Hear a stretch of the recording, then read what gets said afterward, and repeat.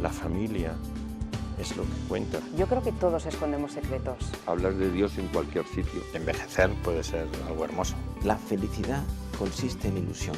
La voluntad en varias direcciones. Yo no he perdido nunca la ilusión por vivir. La crisis está en la persona. Una actitud positiva es siempre bueno para todos, ¿no? Palabras a medianoche, con Jesús Fonseca.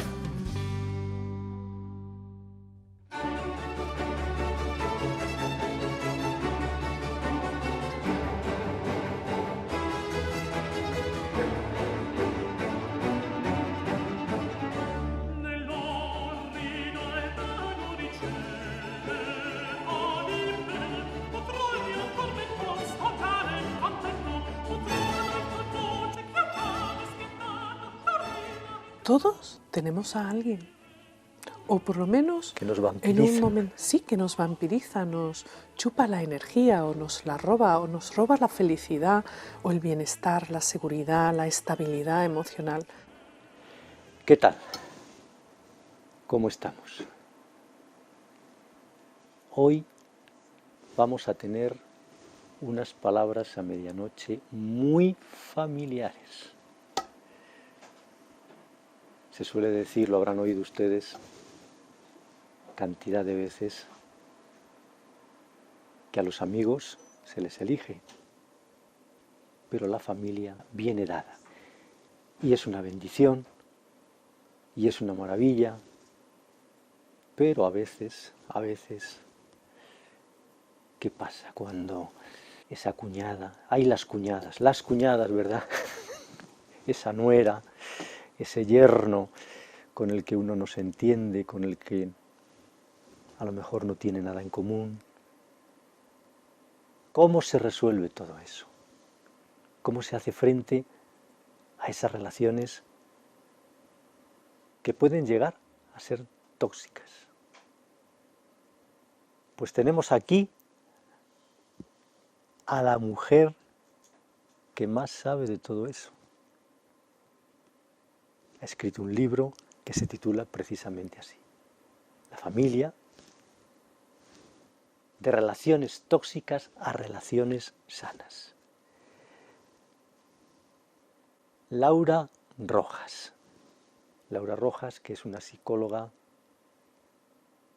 de reconocido prestigio, neoyorquina y española, neoyorquina y sevillana, porque ese acento que van a ver ustedes ahora la delata enseguida, neoyorquina y sevillana, y que está hoy aquí, y yo se lo agradezco muchísimo que haya hecho un hueco para atendernos y para hablar de todas estas cosas.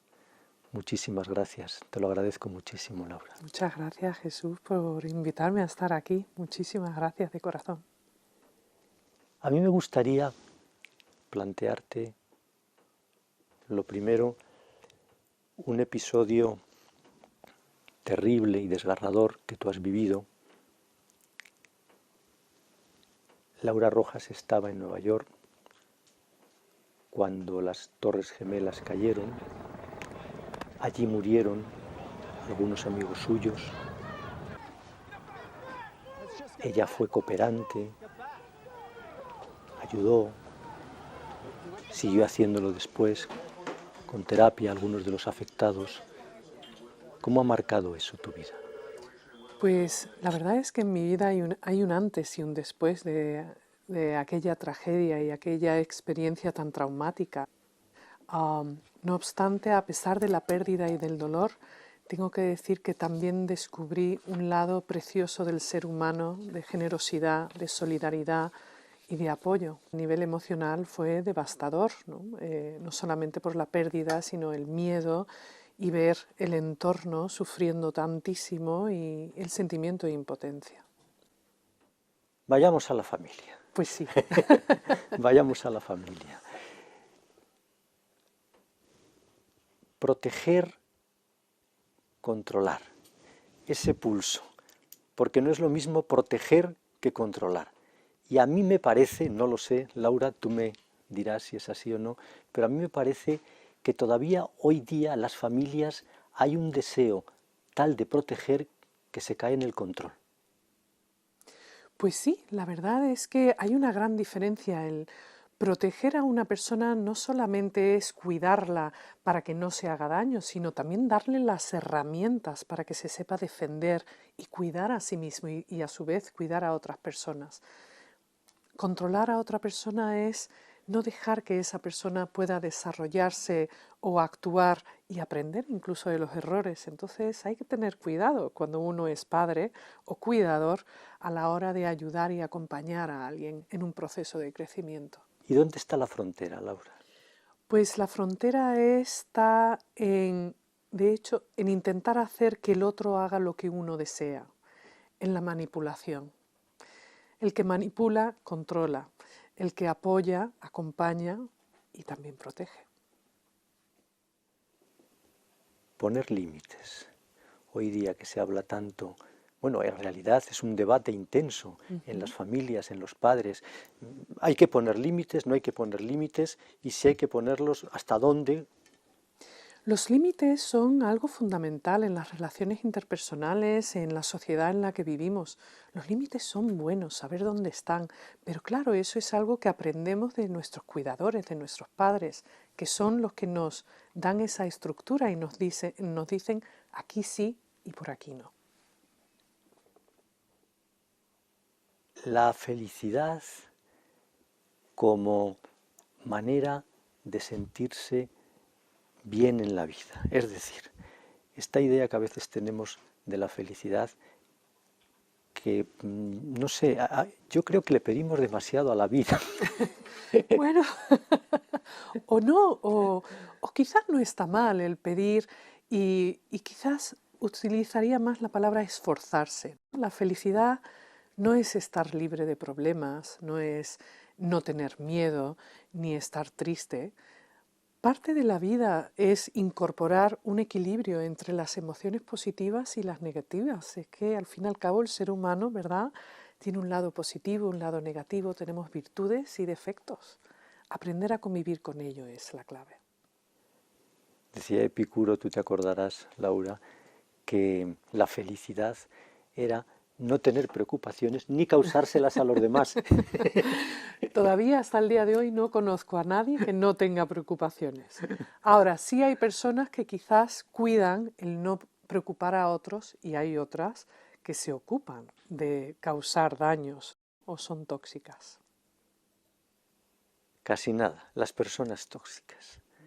Las personas tóxicas. Primero, ¿cómo se les detecta?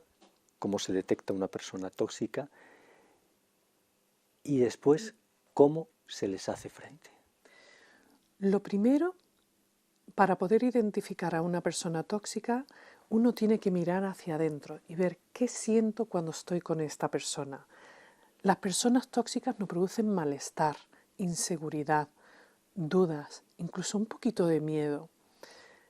Eso es a lo que hay que prestar atención, a esas emociones. Cuando la detectamos hay que hacer algo al respecto, dependiendo del tipo de relación que tengamos con esa persona, pero la clave es la distancia, sobre todo la distancia emocional. Tener claro dónde están los límites, dónde estás tú, dónde estoy yo, y desde luego no entrar al trapo. No son de fiar esas personas, hay que huir de ellas, ¿verdad? Bueno, no son de fiar, pero a veces nos vemos teniendo que convivir con Claro, ellas. no queda otra. ¿Y en la propia familia? Sí, en la propia familia. Un tóxico puede ser una madre, un padre, un hijo, un hermano, la familia política. Entonces, partiendo de la idea de que todos somos tóxicos en algún momento de nuestra vida, porque estamos deprimidos, estamos de mal humor o estamos pasando por un mal momento, pero hay personas que sí tienen una actitud y un comportamiento tóxico donde disfrutan haciendo daño o no son sensibles y empáticos con otras personas. Y una cosa que está muy presente en tu libro y que además tú la tratas con mucha hondura y valentía y que te quiero preguntar por ella. La utilización de las personas en beneficio propio. Ahí estamos hablando de personas que son muy tóxicas, que en muchos casos se les puede clasificar como narcisistas, ¿no? Primero van ellos, después son ellos y el mundo gira alrededor de ellos. tengo que cubrir mis necesidades y realmente lo que sienta el que tengo enfrente o cualquier otra persona me da igual. Ande yo caliente, ríase la gente. Exacto. Entonces, con esas personas hay que tener cuidado, porque utilizan a los demás como si fueran el peón del ajedrez. Hago contigo lo que quiero, te hago y deshago, como un Kleenex. Con esas personas hay que tener mucho cuidado y tenerlas muy bien detectadas, sean quien sean. Laura, ¿y no sucede a veces que buscamos la culpa en los demás y la tenemos dentro de nosotros, aquello de que vemos la paja en el ojo ajeno y no vemos la viga en el nuestro? Nos volvemos muy rígidos, muy exigentes y entonces crispamos. Esto pasa mucho también. Sí, ¿Y eso cómo se resuelve? Bueno, ahí quizás un tema interesante que analizar sería las tiranías de los debería. ¿Y eso qué es? Pues está vinculado a las expectativas. ¿Qué espero yo de ti? ¿Qué esperan los demás de mí? ¿Y qué espero yo de mí mismo? Cuando somos rígidos y sumamente estrictos, las exigencias son muy agudas, muy exageradas, diría yo. Y con eso hay que tener cuidado y nos olvidamos de la amabilidad, de la escucha, de la paciencia, que son claves, no solamente para buenas relaciones con otras personas, sino también para tener una buena relación con uno mismo. Y esto de exigir la perfección a los demás, los padres que exigen, quieren tener unos hijos perfectos. No solo quieren tener unos hijos perfectos, les exigen que sean perfectos. Los hijos a los padres, bueno, eso más todavía. Los hijos quieren padres perfectos. Pues sí, porque si lo pensamos, nuestros padres desde que somos niños, pues todo lo que hacen, pues siempre tienen razón, ¿verdad? Los niños generalmente suelen sentir que sus padres están en lo correcto, tienen posesión de la verdad y que al fin y al cabo también quieren lo mejor para nosotros. Pero lo cierto es que nadie es perfecto. La perfección no existe la familia perfecta, la persona perfecta. Lo que sí hay son buenas y malas conductas, buenas y malas decisiones, y a veces los resultados son positivos y otras veces son negativos, pero lo perfecto no existe. Lo perfecto en el otro mundo, en este. Desde luego, pero desde luego que yo sepa, en este mundo no hay nada perfecto porque somos seres imperfectos. Tenemos dos caras, tenemos, como decía antes, fortalezas, pero también tenemos debilidades. Tenemos emociones positivas que nos alegran y nos dan fuerza, pero también tenemos emociones negativas que nos producen inseguridad, quizás a veces un poco de celos, de miedo, y hay personas que también son pues, muy envidiosas. Y eso no deja de ser un sufrimiento muy profundo. No hay familia perfecta, ni familia que no oculte algo, yo creo. Todos tenemos secretos, y el que lo niegue no está en lo cierto. Quizás el secreto lo tiene de sí mismo, pero todos tenemos secretos y no pasa nada tampoco. No pasa nada. El tener intimidad con uno mismo, con otra persona, con un grupo de personas de confianza, pues es importante saber también quién es quién y con quién hago el qué, ¿no? Y cuál es el lugar que ocupa esas personas queridas, porque al fin y al cabo no deja de haber una categoría, ¿no? La categoría A, la B, la C, los íntimos y buenísimos amigos y aquellos con los que pues, vamos a pasear o vamos de viaje o sencillamente saludamos por la calle. Qué tesoro un amigo, ¿verdad, Laura? Sí, la verdad es que sí, para mí han tenido además un papel muy importante en mi vida porque he cambiado tanto de ciudad y de país que cuando no he tenido a mi familia, pues he tenido buenos amigos y les debo mucho. Y es algo, son personas como una planta, ¿no? Que hay que cuidar y son ellos también los que te cuidan a ti. Hay un amor bastante incondicional con la amistad, sobre todo cuando estoy hablando de los buenos amigos. Son unos grandes tesoros. El sufrimiento, el dolor, el miedo, ¿cómo se maneja todo eso? Pues se aprende a manejar a través del autoconocimiento y la aceptación, que a veces sentimos miedo, dolor y sufrimiento, forma parte de la vida. Ahora, quizás lo que sí tenemos que tener en cuenta y no olvidar es que también podemos decidir y elegir el tiempo que queremos dedicar a un dolor y a un sufrimiento. ¿Por qué digo esto? Porque hay personas que quizás viven desde el sufrimiento. Su vida es un puro sufrimiento y no saben vivirlo de otra manera. Quizás le han pasado cosas terribles, pero a lo mejor no le han pasado cosas terribles. El abordar y el aprender a gestionar esos momentos difíciles, que todos lo tenemos, es esencial. Y claro, ahí la clave está pasar página. Es bueno pasar página. Pero hay que saber pasar página. Sí, que eso no quiere decir olvidar. E incluso no necesariamente significa perdonar. Pero pasar página es no permitir que una experiencia del pasado o unas vivencias pues nos atormenten en nuestro presente, que podamos continuar creciendo, relacionándonos y desde luego no dejar que los fantasmas del pasado o de determinadas experiencias sobre todo nos atormenten y vivamos una pesadilla constante. No hace falta, se puede superar. No añadir más sufrimiento al sufrimiento. A mí me parece, no sé, me ha parecido siempre que las rupturas emocionales, sobre todo los divorcios, cuando hay hijos de por medio, yo creo que deben ser uno de los momentos más terribles y más dolorosos. Eso tiene que ser un calvario. Lo es, lo es. Tengo que decir que a lo largo de toda mi experiencia profesional, cada vez que he visto una ruptura de pareja, cualquier tipo de ruptura, pero sobre todo de pareja, el sufrimiento es terrible. Pero también tengo que decir que se pasa y que uno puede volver a rehacerse y rehacer su vida con otra persona o sin otra persona y volver a encontrar la felicidad. La puede volver a encontrar. Pero vivir ese duelo, porque no deja de ser un duelo, no deja de ser una pérdida y un momento en el que uno se siente fracasado, ¿no? Hay que pasar página también. Pero también, cuando digo esto, quiero decir que cada uno tiene sus tiempos y eso hay que respetarlo y hacerlo con amabilidad. Cada uno es cada uno y cada uno tiene su cada unada, sí. dicen Está muy bien. En Castilla-La Mancha. Pues me gusta, me gusta. No, yo creo que a veces no respetamos esos tiempos, tanto de los otros o incluso no nos paramos a pensar cuáles son los míos. ¿Yo qué necesito para poder superar esto sin olvidar, pero pasar página de una manera sana? ¿Y no será que nos conocemos muy poco? Pues en ocasiones sí. O quizás conocemos algunas áreas de nuestro yo o de nuestra vida y otras no tanto.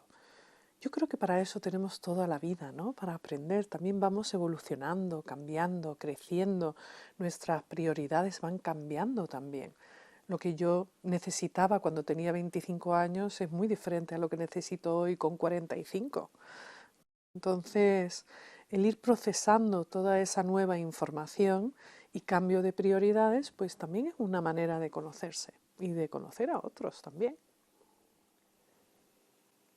Los vampiros emocionales de los que tú hablas en la familia, les dedicas unas cuantas páginas. Pues sí, como decía antes, todos podemos ser tóxicos en algún momento, pero quizás todos también podemos identificar a esa persona que de manera constante nos mina, ¿no? O nos produce malestar.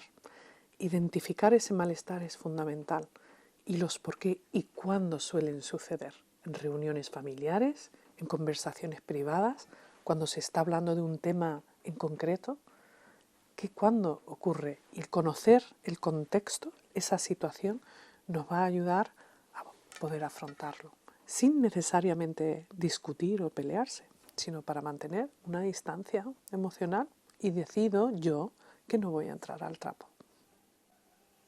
Esto me lleva a hacerte esta pregunta, Laura. Las relaciones excesivamente dependientes. Esa frase que alguna vez todos hemos oído de una forma u otra. Te necesito para vivir. Lo cierto es que no necesitamos a nadie como adultos para vivir y sobrevivir. Quizás los niños, los bebés, pues sí, ¿no? Personas mayores que necesitan cuidados, pero una persona adulta, sana, que se sabe valer por sí misma, no necesita a otra persona para vivir. Puede sentir un vacío si esa persona no está. Incluso un poquito perdida, a lo mejor. Pero nadie es el oxígeno es otra cosa, es algo que nos rodea, que está con nosotros. Necesitar excesivamente a alguien no es bueno. El sentimiento de culpa, que es uno de los temas que tú tratas en profundidad en la familia. Pues sí, el sentimiento de culpa es, yo diría que uno de los sentimientos más habituales en muchas relaciones. Hay un sentimiento de culpa que es real, que si yo hago daño me siento mal después, ¿no? Es un sentimiento real, pero hay personas que se sienten culpables de algo que no han hecho, de lo que no son responsables. Por ejemplo, hijos de padres que se han separado, en muchas ocasiones, en un muy alto porcentaje, se sienten culpables y no son culpables, ¿verdad? No son culpables. Entonces hay que saber distinguir entre la culpa real y la culpa falsa y los efectos que tienen a nivel emocional. Y después decidir, ¿puedo reparar? ¿Puedo reconstruir a partir de aquí? ¿Puedo pedir perdón? ¿Me van a perdonar o voy a perdonar? Que es una parte muy importante que está vinculada al sentimiento de culpa. Y las relaciones, claro. Si no recuerdo mal, en tu libro, que lo he leído con detenimiento, llegas a decir sobre esto, menos mal que existe el sentimiento de culpa. Si no existiera el sentimiento de culpa, esto sería invivible. Bueno, sería un caos. Actuaríamos también sin una estructura y una conciencia, sí, ¿no? Sí. Y eso tampoco puede ser. Por lo tanto, así como el miedo tiene un papel importante, ¿no?, en nuestras emociones y en nuestras relaciones, el sentimiento de culpa también lo tiene. No es un enemigo. Algo que está muy en el ambiente ahora mismo, que palpita, el uso de las tecnologías, de las nuevas tecnologías, de las tecnologías digitales en la familia. ¿Cuál es tu criterio sobre eso? Bueno, desde mi punto de vista y mi experiencia trabajando con familias y mi propia experiencia, yo apoyo muchísimo las nuevas tecnologías. Creo que es algo fantástico, fantástico. Y bienvenido sea. Pero como todo en esta vida, cualquier herramienta se puede utilizar bien, de una manera constructiva, o se puede utilizar de una manera destructiva. Se nos acaba el tiempo. El tiempo, que es todo lo que necesitamos tener y lo que queremos tener, y no sabemos si vamos a tener. No podemos controlar, ¿verdad? Nunca, ni sabemos, el paso del tiempo. Ni sabemos si lo vamos a tener. El tiempo. Hay que usarlo bien, ¿no? Sí, ese es el secreto, usarlo bien. Pues muchísimas gracias, Laura, por este rato. Pero antes de marcharnos, yo no me resisto todavía a hacerte alguna preguntita más. Por supuesto, por supuesto. Por ejemplo, las virtudes humanas como pilar de los valores familiares y sociales. Porque esto de las virtudes humanas como pilar de todo, que en realidad es un poco lo que va medulando tu libro, me ha gustado muchísimo. Y luego cómo las vas poniendo todas, la amistad, la audacia, la comprensión, la flexibilidad, la fortaleza, la generosidad, la discreción. ¿Cómo se hace para enseñar todo eso en familia? Viviéndolo tal vez, no sé. Pues yo creo que se transmite con el tiempo, con el ejemplo, con la paciencia, con el compromiso y siendo consciente y viviendo el presente. ¿Qué es lo que estoy haciendo ahora? ¿Qué le quiero enseñar a mis hijos? ¿Cómo quiero actuar? ¿Qué tipo de persona quiero ser? Esa es la clave desde mi punto de vista. Ahora sí nos vamos. Nos vamos a ir con Diego Torres. Muy bien, me encanta.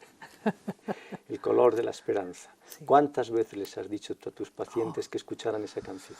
Es tan alegre y la letra es tan poderosa, tan positiva, que todas las veces que haga falta. Saber que se puede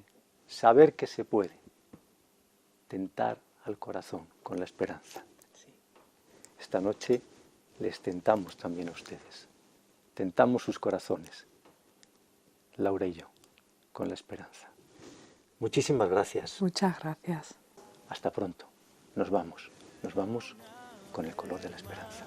Saber que se puede, querer que se pueda, quitarse los miedos, sacarlos afuera, pintarse la cara.